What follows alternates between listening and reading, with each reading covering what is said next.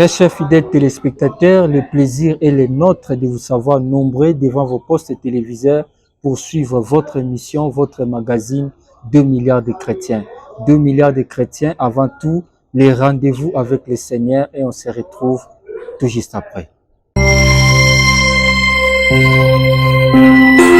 Je me nomme frère Jean-Claude Mafuta Massosa, fidèle catholique de la paroisse Saint-Cyprien sur l'avenue de l'école, numéro 74 à Kinshasa, Mbinza Ozone, quartier Mousseï. Engagé dans les œuvres pontificales missionnaires. Il s'agit d'un mouvement qui aide le pape à pouvoir trouver les moyens financiers et autres qui puissent l'aider à accomplir sa mission en tant que successeur de Saint-Pierre apôtre, à ce qui est beaucoup de missionnaires envoyés par le pape à travers le monde pour que l'évangile soit annoncé à toutes les nations comme recommandé dans Matthieu 28, verset 19. Mon numéro de contact est plus 243 89 249 14 78. À toute fin utile, on peut me contacter par là. Et Dieu, je vous remercie. Je réponds au nom de François-Xavier Duboumulamba, représentant légal de l'église La Puissance du Saint-Esprit dans la commune de Mongafula, dans le quartier Kimboa, et plus précisément encore dans le quartier qu'on appelle le quartier Mideda, sur l'avenue Safi, au numéro 18. Comme référence, c'est lorsque vous venez d'Emboudi, vous prenez la moto ou le véhicule vers l'arrêt qu'on appelle Terminus.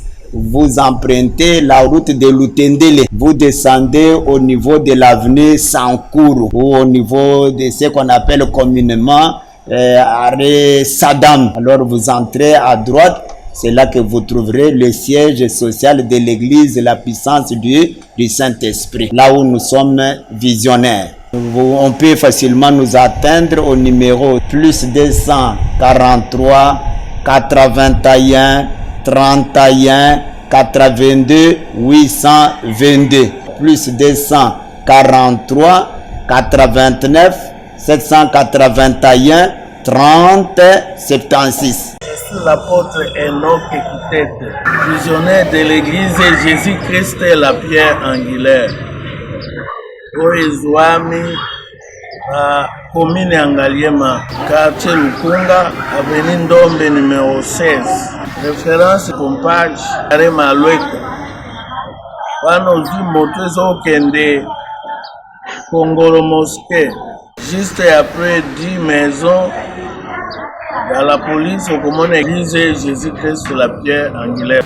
Koki Kobenga biso encore na numéro 089 89 82 340 081 091 76 60. Yesu Kristo apambola biso.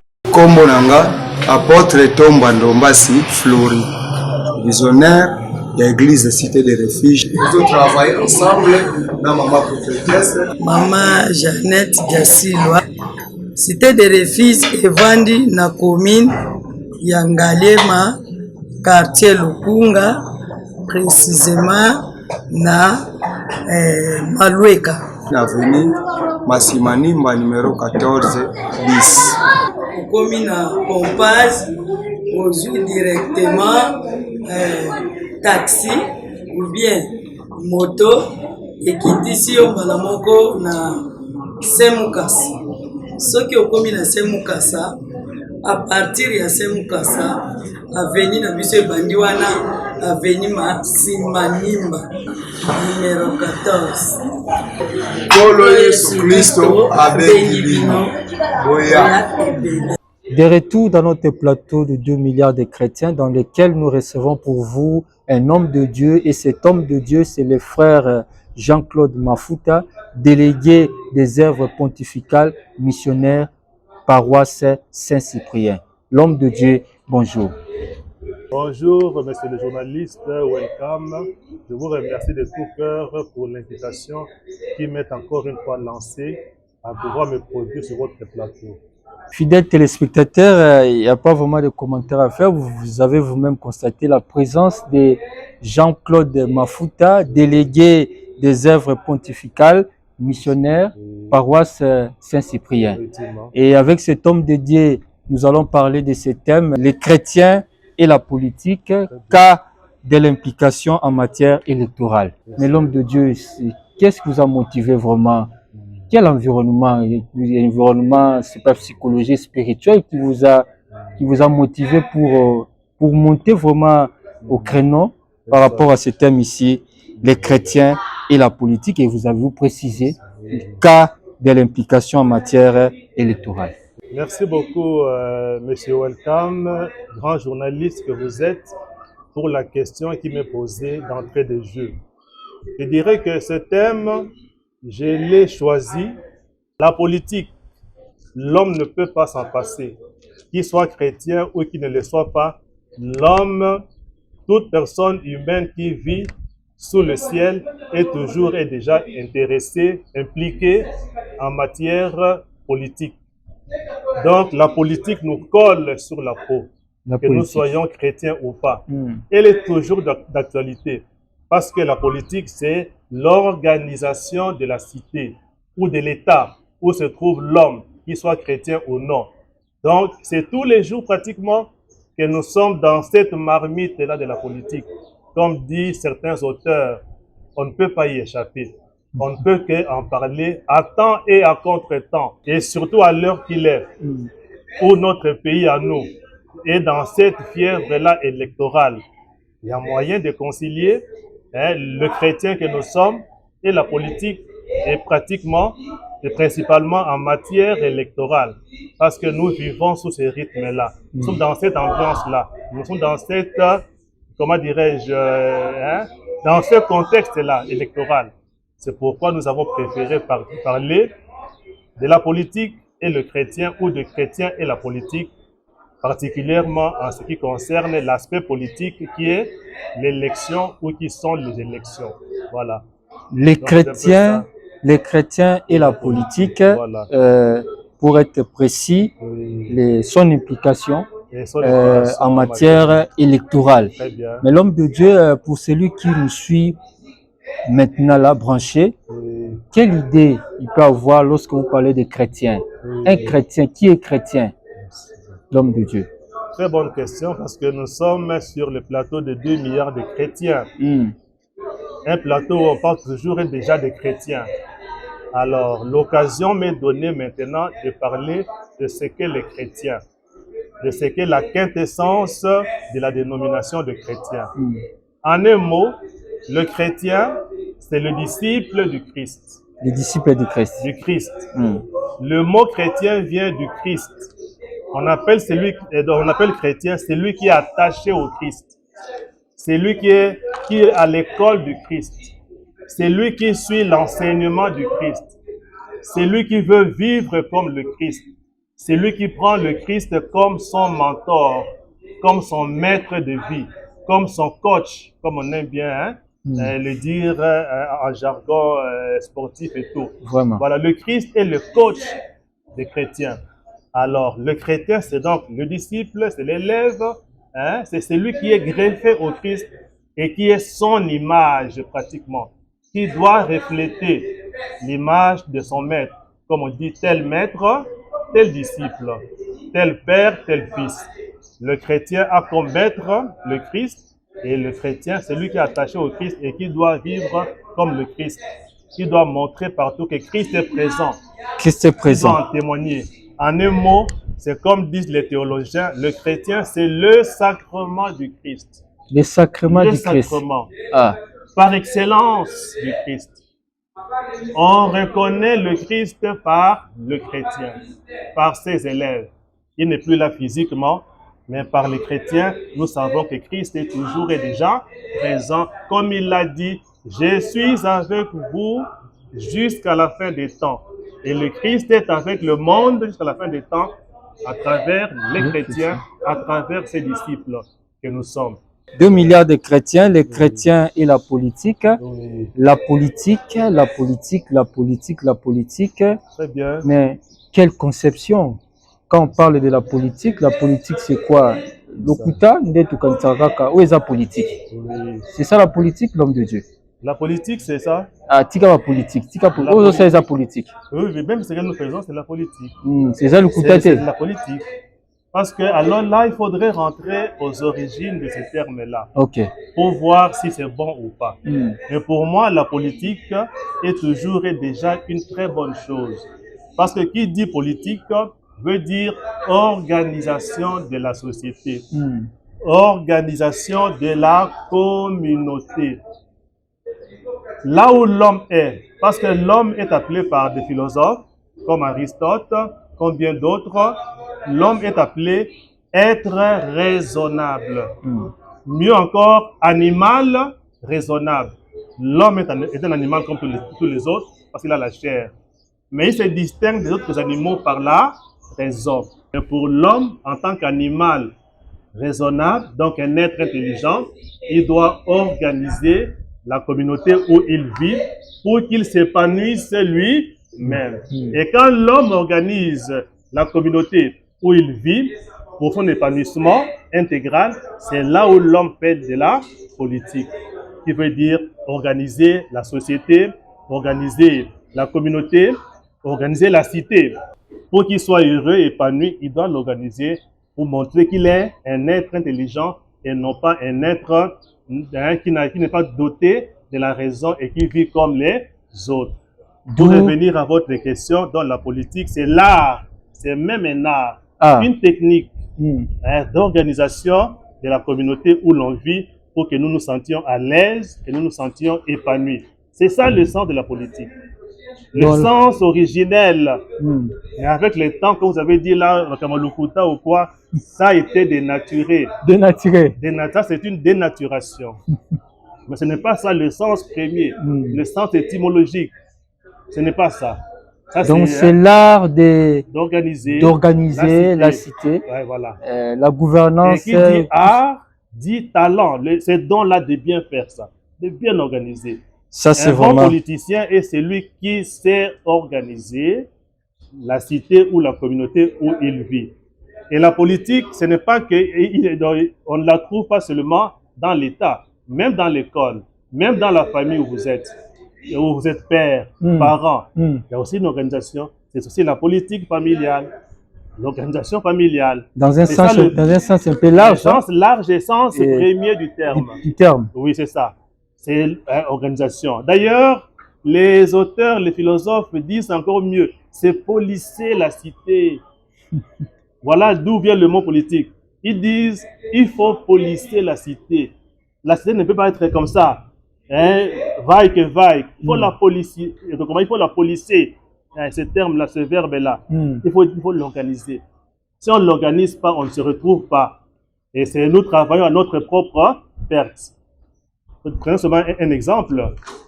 Les gouvernants, quand ils créent des écoles, quand ils créent des hôpitaux, quand ils créent ceci ou cela, c'est ça l'organisation.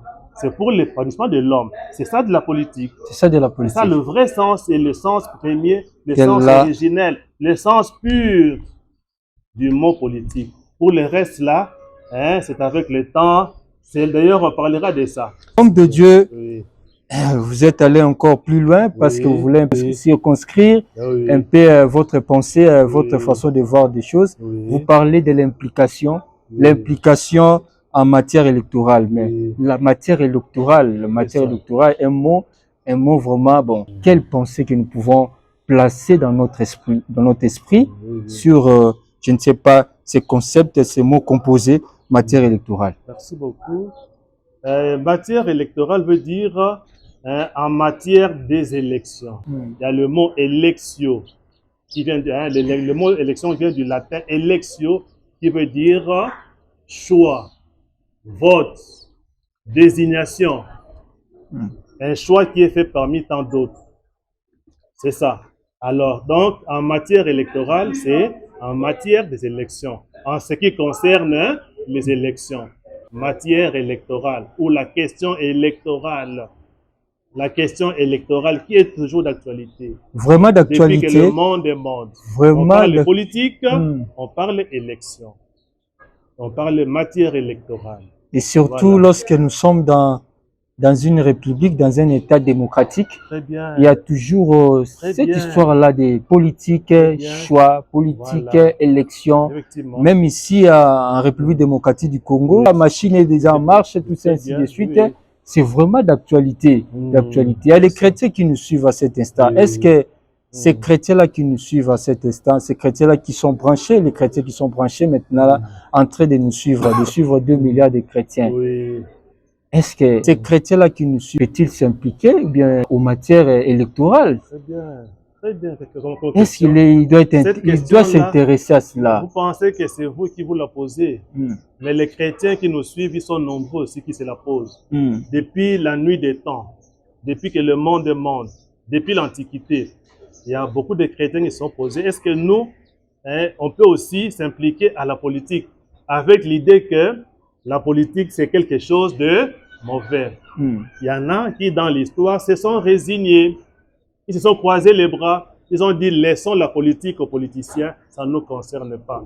Mais la politique les a rattrapés.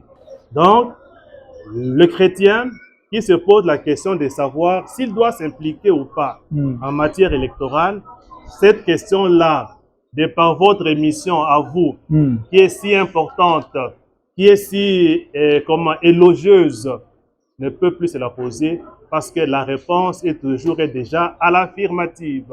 À l'affirmative. Oui, nous disons oui. Oui. Au lieu de dire N-O-N, nous disons oui, le chrétien est tenu de s'impliquer en matière électorale une fois que celle-ci est d'actualité dans son pays ou bien dans sa communauté. Je peux prendre un exemple à propos. Chez les catholiques, je suis passé quelque part dans une paroisse, j'ai vu comment les chrétiens de la paroisse dont question étaient vraiment dans cette fièvre-là. Ils cherchaient comment élire leurs représentants dans telle commission, dans tel mouvement, dans tel groupe, ou ceci ou cela.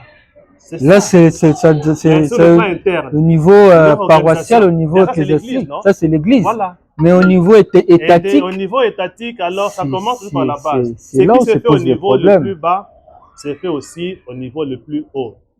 À présent, qui cherchent des représentants au niveau paroissial, pourquoi ne pas s'impliquer aussi à chercher des représentants au niveau le plus haut? Parce que c'est leur cité.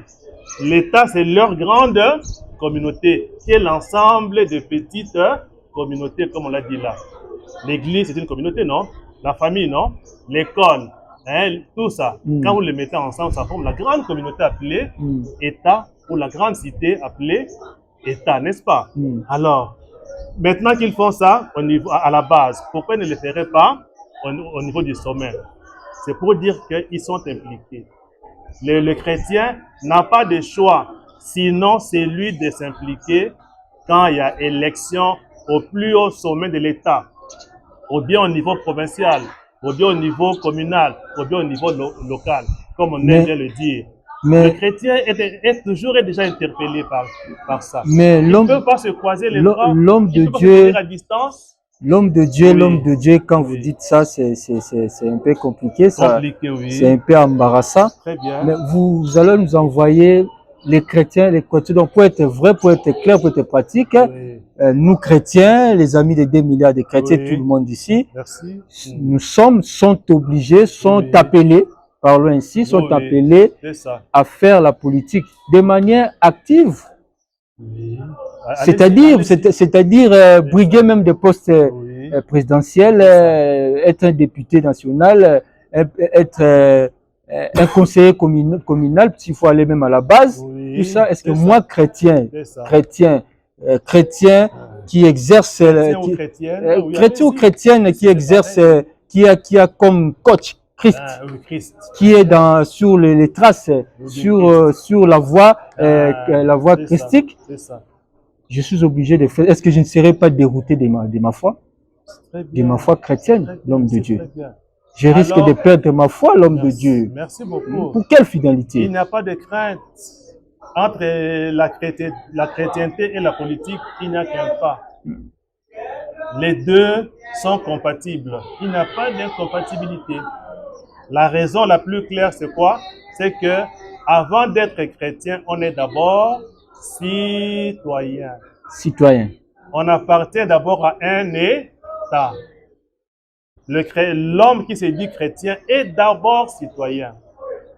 L'État où il vit est le sien. La cité où il vit est la sienne. Il est homme comme les autres hommes. Quand bien même, lui se dit citoyen du ciel, attaché au Christ, c'est vrai. Mais il est citoyen du ciel aussi, tout en étant sur terre. Cette cité-là céleste, cette rencontre avec le Christ, maître, mentor, coach, se prépare en organisant bien la cité ici. Un bon chrétien, c'est lui qui voit en son état un don précieux de Dieu qu'il doit bien gérer. Et pour bien gérer, il doit s'y impliquer en étant électeur ou en étant éligible, donc candidat. Un chrétien qui brigue un mandat politique, mais il n'a rien transgressé, il n'a pas blasphémé, il n'a pas de sacrilège à cela.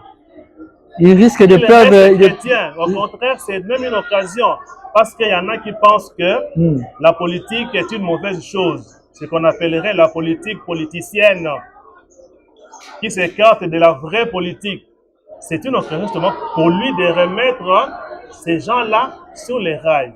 Il doit faire ce que Jésus a fait, s'incarner, être dedans. Comme ça, il a le droit, il a le temps, l'occasion, l'opportunité justement de pouvoir policier. C'est ce cadre-là, de pouvoir montrer le vrai sens de la politique. Mais en étant à l'écart, il n'est pas efficace. En étant à l'écart, il ne saura pas agir comme cela se devait pour convertir. Voyez un peu, le chrétien à l'époque antique, les saints comme Ambroise de Milan, Saint Ambroise était un grand évêque. Il appelait les chrétiens comment? Étoile brillante du monde. La lumière du monde, comme le Christ le dit, n'est-ce pas? Je suis la lumière du monde. Il disait aussi à ses disciples, vous êtes la lumière du monde. Le chrétien, c'est ça. Et l'Église aujourd'hui se dit quoi?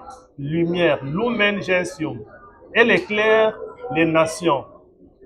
Là où elle est comme le soleil qui éclaire partout, qui dissipe les ténèbres.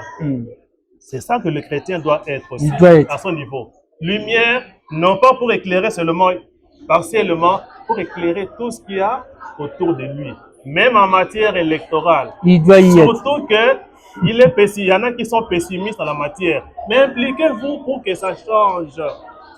Pour que cela change. On ne lutte mieux contre les antivaleurs que quand on lutte, quand on le fait dedans. Et non pas en étant dehors. Et non pas en étant dehors. Je peux d'ailleurs à propos donner les exemples, sont les gens. Ils sont pluriels. Vous voyez chez nous, en RD Congo, Mosengo, le cardinal Laurent Mosengo Passinia, paix à son âme. Un homme d'une intelligence puissante, un homme d'une foi ardente. Il a su concilier politique et chrétienté. Mais il a gouverné la CNS. Non. Il a gouverné la CNS. Il a fait pratiquement le président de la République congolaise. Il a dirigé ce pays, non? Ça se passe des commentaires qu'on peut. C'est ça. Mais l'homme de Dieu, je vais quand même vous relancer, mais quand vous parlez du cardinal Mosengo Passinia, mais vous ne voyez pas Mosengo était dans les sacerdoces, dans les sacerdoces. C'est ça.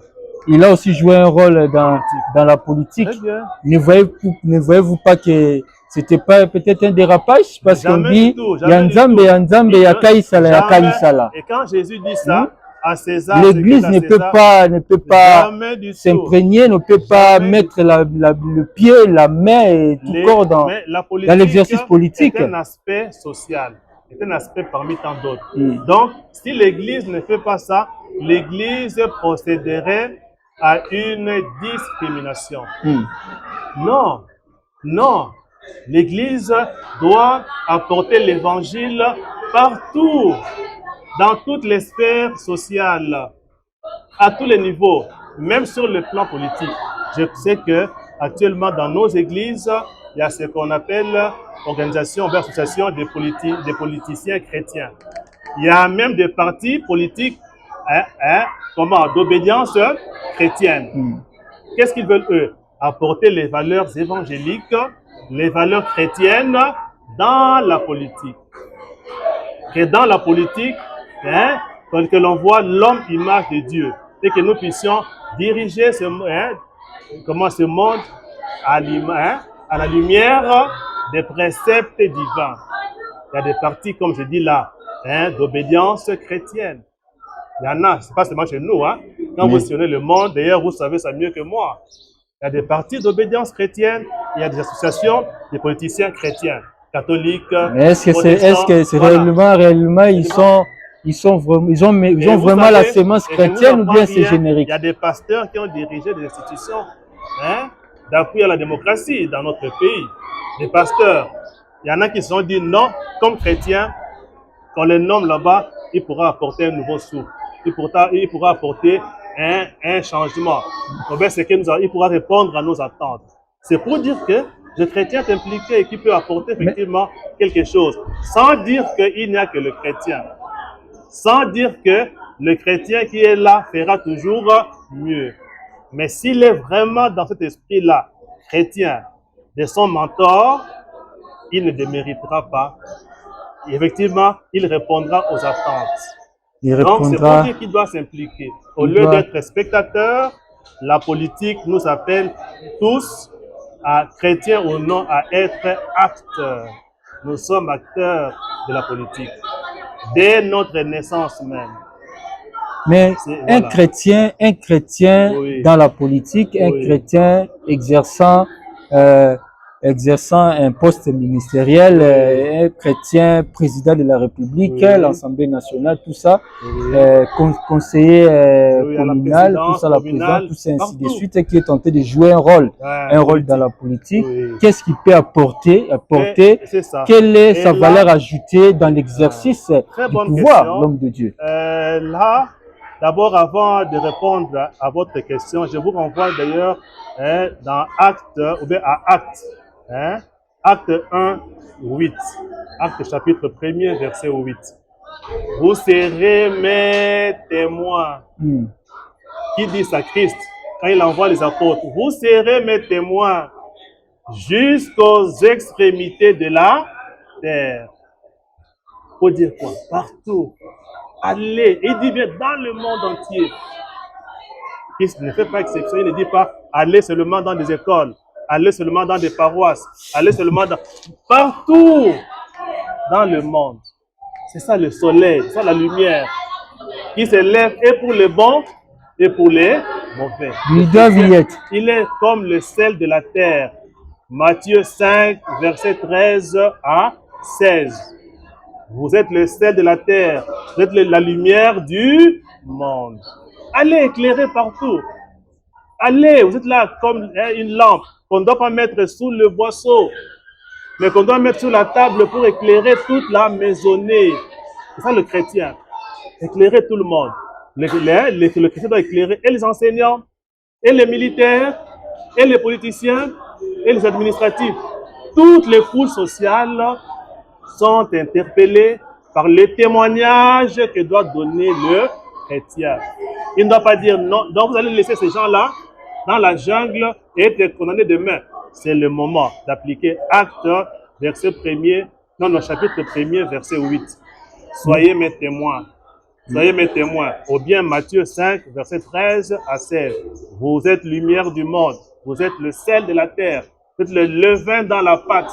Comme la levure qu'on met pour que la pâte lève. Soit levée. L'homme de Dieu, pour dire mieux, pour dire clair, vous envoyez à ces chrétiens-là de ne pas se désintéresser de la politique. C'est ça le mot. D'ailleurs, si possible, d'y pénétrer déjà là-dedans. Oui, allez-y. D'aller là-dedans, de postuler pour être pratique, parce que bientôt là, il y aura des scrutins qui vont se lancer, des enjeux qui vont déjà se lancer déjà. Bon, ici à Kinshasa, en RDC, c'est déjà, la machine est déjà en marche. On ne sait pas à Brazzaville, dans d'autres pays, même en France, partout ailleurs. Si pas cette année, l'année prochaine, on ne sait jamais. Mais l'homme de Dieu, est-ce que les chrétiens, oui, il va aller, vous dites qu'il doit aller, il doit voter, il doit postuler. Mais c'est ces chrétiens les préparer pour entrer dans ce jeu-là. Parce qu'on dit que c'est un monde de compromis. C'est Un monde de compromis. D'ailleurs, Jésus-Christ, quand il a fini son 40 jours de jeûne et prière, Satan l'a tenté, il a amené tout ce monde ici. Tu vois le pouvoir, la célébrité, tout ça, c'est moi qui suis le responsable.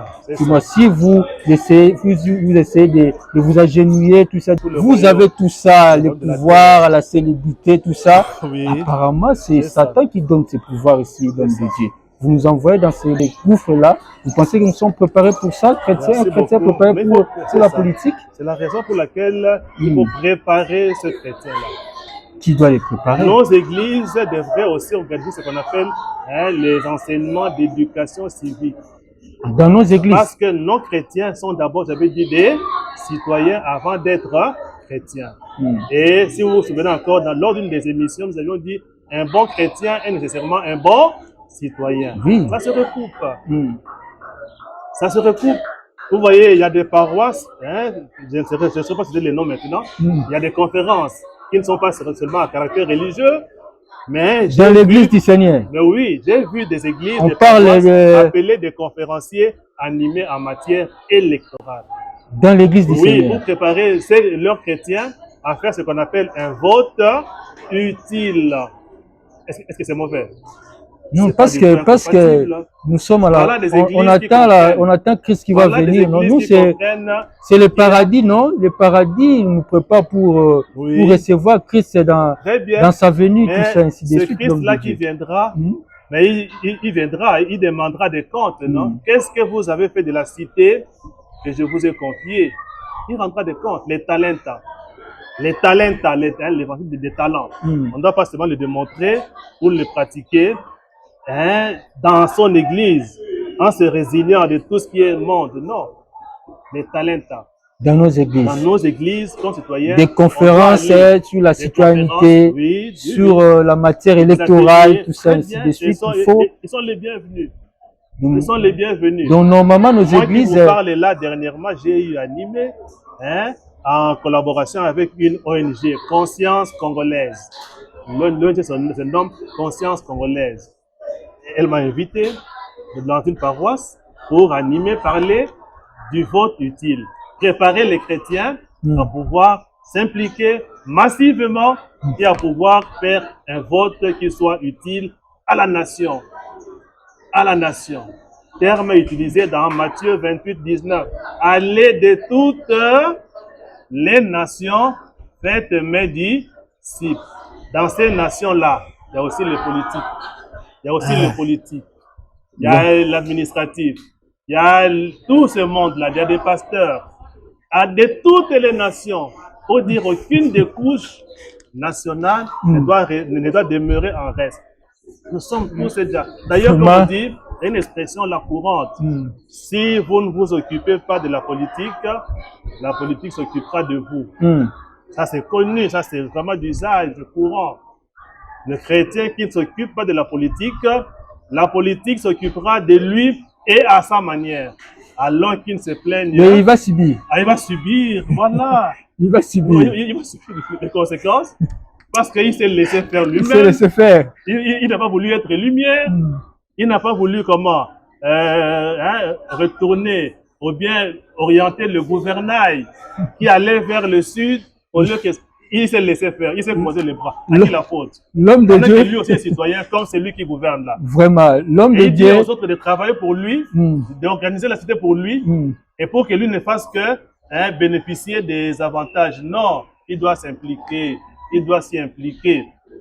L'homme de Dieu, autant que d'autres. L'homme de Dieu vous parlait il a cette chance-là, il a cet atout-là, il a cette donne-là, cet talent-là, il l'a.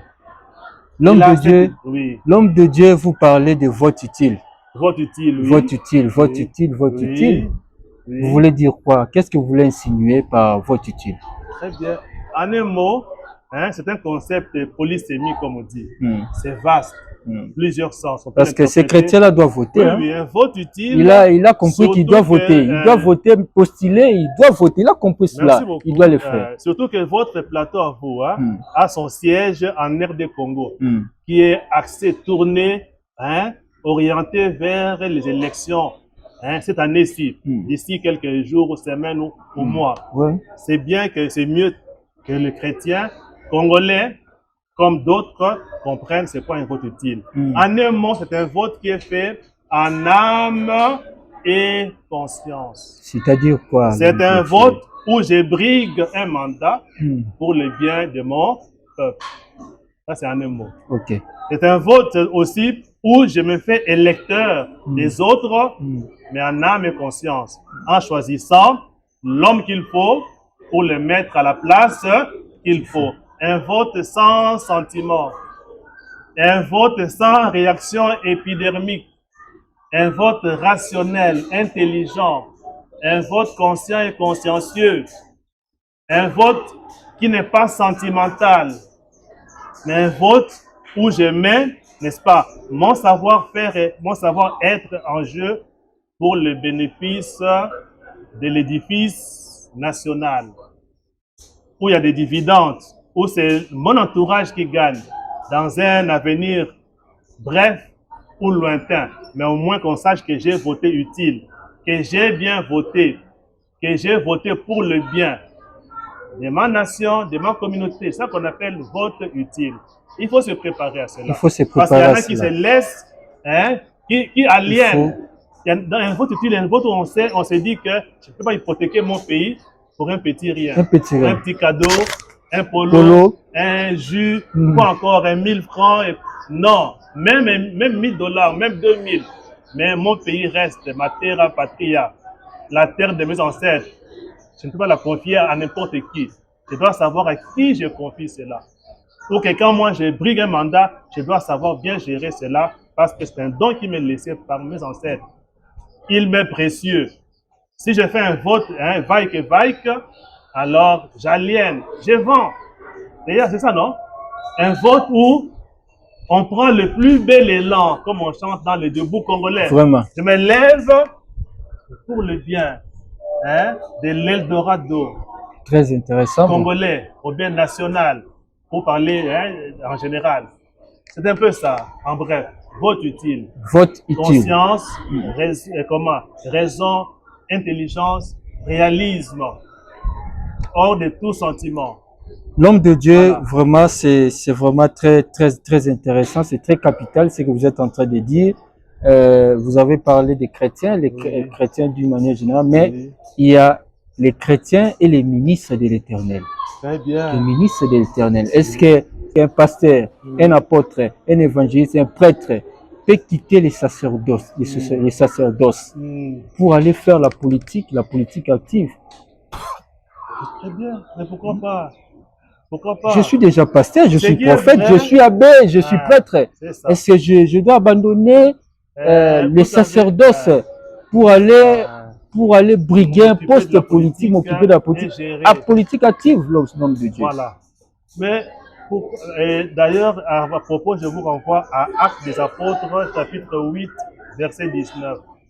La création attend la révélation des fils de Dieu. On dit ça dans Acte 8, n'est-ce pas, verset 19. La création, c'est le monde. Elle attend que les chrétiens témoignent de la gloire de Dieu partout où il est. C'est ça qu'on veut dire par là. La création attend la révélation, que les chrétiens se manifestent. Les disciples du Christ se manifestent partout.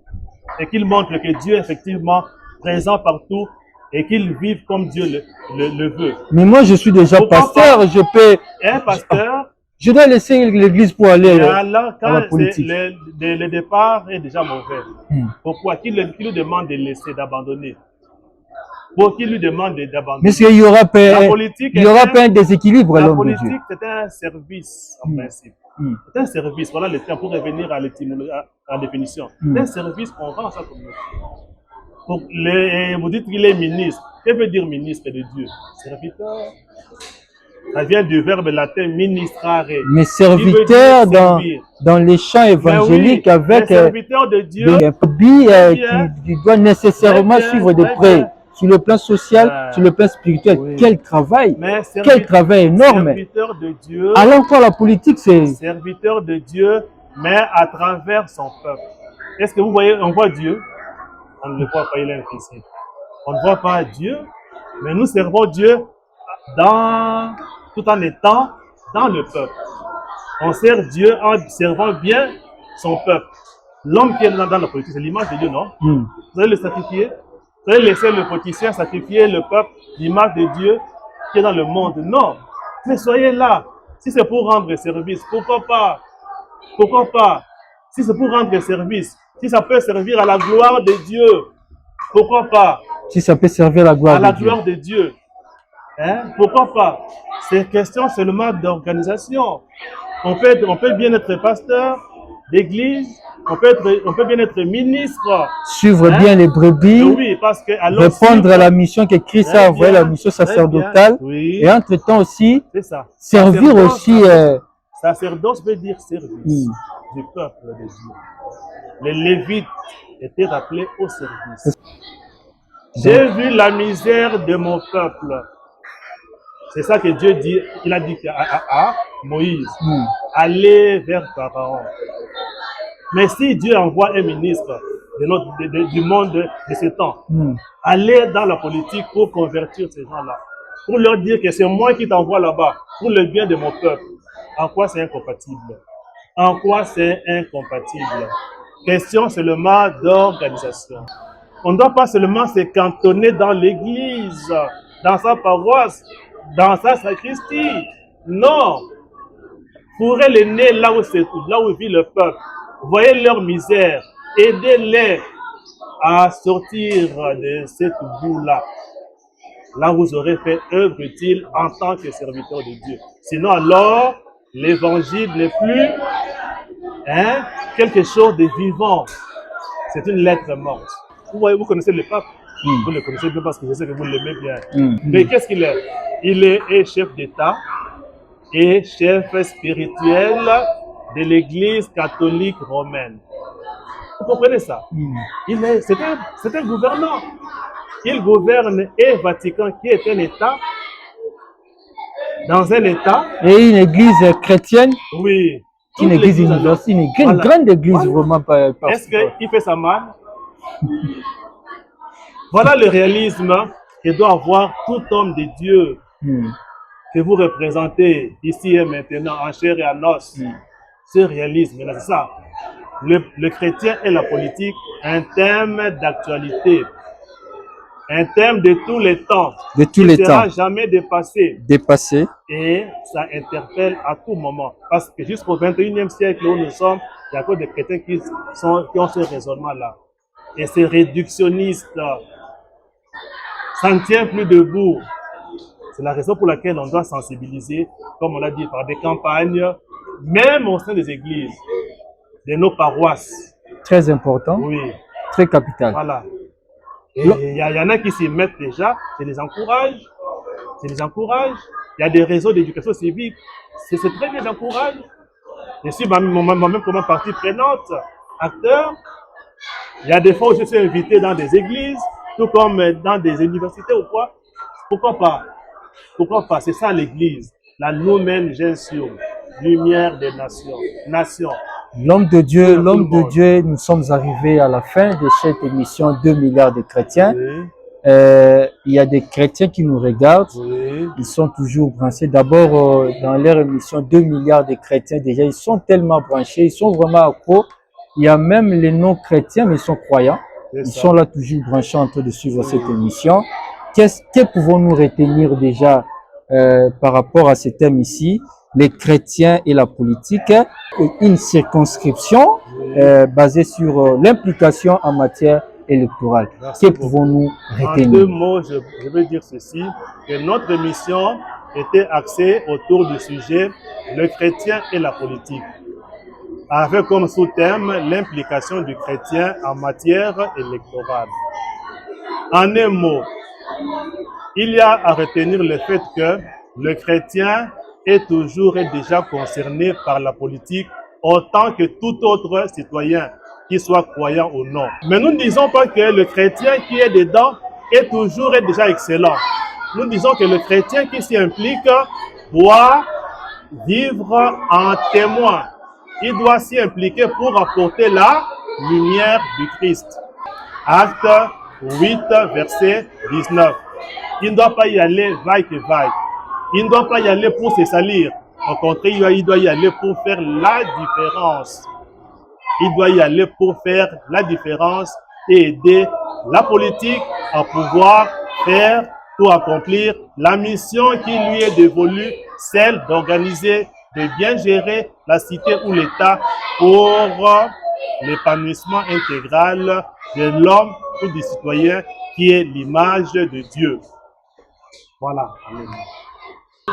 Fidèles téléspectateurs, nous sommes arrivés à la fin de ce magazine 2 milliards de chrétiens. 2 milliards de chrétiens qui a reçu pour vous l'homme de Dieu, le frère Jean-Claude Mafuta, délégué des œuvres pontificales missionnaires, paroisse Saint-Cyprien. Et avec cet homme de Dieu, nous avons parlé de ce thème, le chrétien et la politique, cas de l'implication en matière électorale.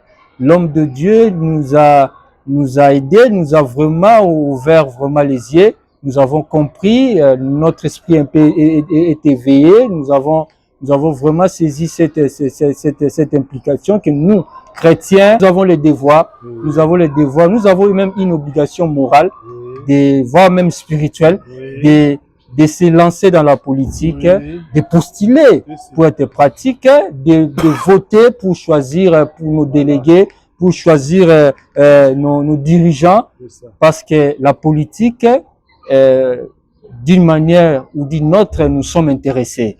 Si nous n'y mettons pas la main dans la pâte, nous allons subir. Nous allons subir tout ce qu'il faut dans la politique. Que personne ne nous décourage, que personne ne nous diminue. Nous sommes la lumière de la terre, nous devons y pénétrer et apporter la lumière. Et comme Christ nous a toujours recommandé et marché toujours avec nous, et avec lui, on n'entrera pas dans les compromis, on n'entrera pas dans des conciliabules, tout ça, ainsi de suite. Nous allons appliquer la parole de Dieu et ce qui va amener la transformation, le développement et la gestion de manière équilibrée selon la volonté du Christ. Vous êtes tellement nombreux de suivre 2 milliards de chrétiens, vous nous suivez de partout, Kinshasa, Brazzaville, même aux environs. Merci beaucoup pour votre fidélité. Nous remercions la grande équipe qui nous accompagne toujours, Platini Samba Platini, et entre nous soit dit, fixez donc rendez-vous prochainement avec le même plaisir. Ciao.